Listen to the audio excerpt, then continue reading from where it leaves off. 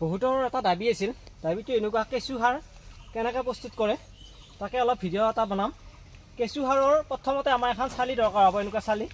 এখন আমি চালি দি লৈছোঁ আৰু তাৰপিছত এনেকুৱা এটা বেগ, এই বেগটো অনলাইনতো কিনিব পায় আৰু যদি কৃষি অফিচ আছে কৃষি অফিচতো বস্তুটো পায়।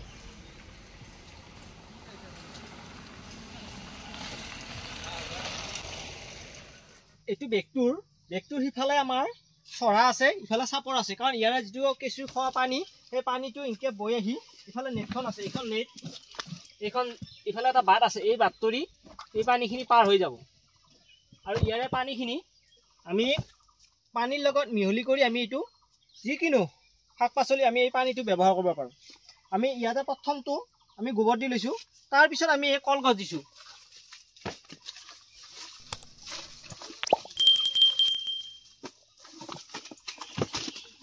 আৰু সদায় কলগছটো লগে লগে কাটি পেলাই দিয়া কলগছ নহয়, শুকান কলগছ হ'ব লাগিব।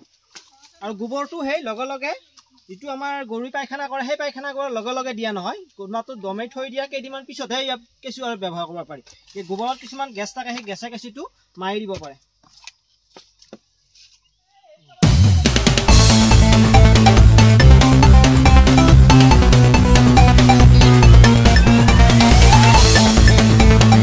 কলগছ দিলোঁ, কলগছৰ ওপৰত আমি এইটো ধান খেৰ, এই ধান খেৰটো দিম।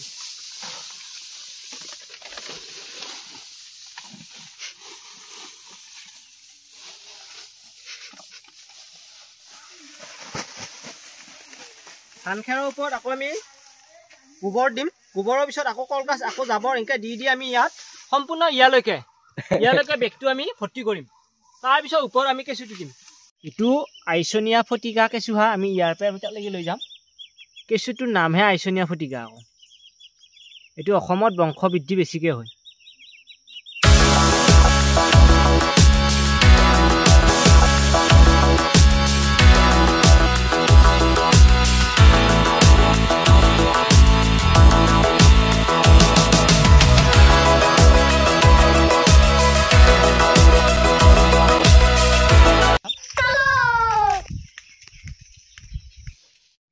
আমাৰ এই কেঁচু সাৰৰ বেগটো, যিটো আমি কেঁচু সাৰৰ প্ৰস্তুতি কৰি আছিলোঁ, এতিয়া বৰ্তমান আমাৰ এইটো বেগটোত সম্পূৰ্ণ গোবৰ আৰু জাবৰ দিয়া হৈ গ'ল।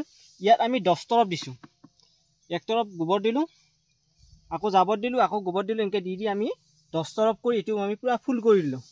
ইয়াত ফুল কৰাৰ পিছত আমি কি কৰিম, একদম ওপৰত আমাৰ যিটো কেঁচু আইচনীয়া ফটিকা, আমাৰ অসমৰ এই কেঁচুটো বেছি তাৰমানে বংশ বৃদ্ধি হয়, সেইকাৰণে আমি এই কেঁচুটো আমি ইয়াত কেঁচুটো দেখুৱাই দিছোঁ, চাব পাৰে।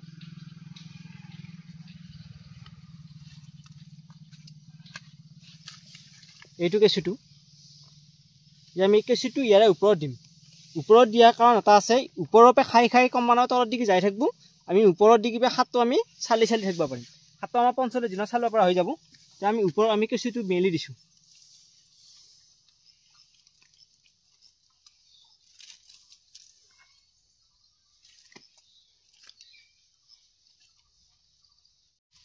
আৰু এই কেঁচুটো সাৰ টেংকিটো যেতিয়া প্ৰস্তুত কৰিবি, সেই টেংকিটো সদায় চেয়া জেগাত লাগে। কাৰণ কিয় চেয়া জেগাত লাগে, কেঁচুটো তাৰমানে ৰ'দ সহ্য কৰিব নোৱাৰে। চেয়া জেগাত হ'লে ভাল। আৰু কেঁচুটো ওপৰত সদায় বস্তু ঢাকন মাৰি দিব লাগিব।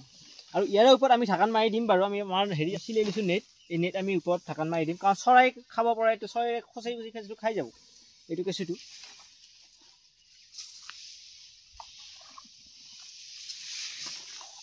ইয়াৰ টেংকিটো আমি 1 কেজি কেঁচু দিছোঁ আমি।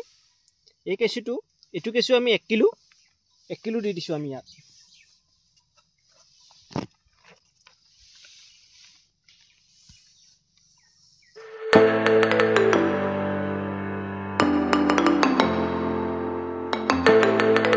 মেটকা ঠাইটো, এই মেটকা যিটো মূৰা আমাৰ, এই মূৰাটো দিব লাগে, সদায় পাতকেইটা দিব লাগে কাটি।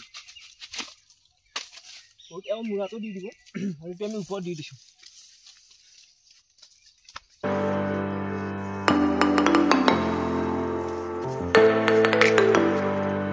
আমি এই নেটখন কিহৰ কাৰণে দিছোঁ, তাৰ কাৰণ আছে। কাৰণটো হৈছে, ইয়াৰে ওপৰত যদি চৰাই উঠে, আমাৰ মুৰ্গী বা বিভিন্ন আমাৰ চৰাই চিৰিকটি আছে, সেই চৰাই চিৰিকটি আহি ইয়াত গোবৰটো খুচুৰাই দিব। খুচুৰাই যি কেঁচু পাব সেই কেঁচুটো এটা খাই পেলাব। সেইকাৰণে আমি ওপৰত এইখন নেটখন দিছোঁ। নেটখন দিলে আৰু চৰাই চিৰিকটিয়ে কেঁচুটো খাব নহয়। আমাৰ এটা সম্পূৰ্ণ কেঁচু সাৰৰ টেংকিটো আমাৰ কেঁচু দিয়া, ঢাকান দিয়া, গোবৰ দিয়া আমাৰ সম্পূৰ্ণ হৈ গ'ল। আমি যেতিয়া এইটো কেঁচুটো আমি খাই, যেতিয়া আমাৰ কেঁচুৱে যেতিয়া গোবৰবিলাক খায়, ঠিক চাহপাতৰ গুড়াৰ নিচিনা হ'ব। এই গুড়াৰ নিচিনা যেতিয়া হ'ব, তেতিয়া আমি চালিম। চালাৰ সময় আমি চালা ভিডিঅ'টো দিম। এতিয়া বৰ্তমান এইখিনিতে আমাৰ সামৰণি।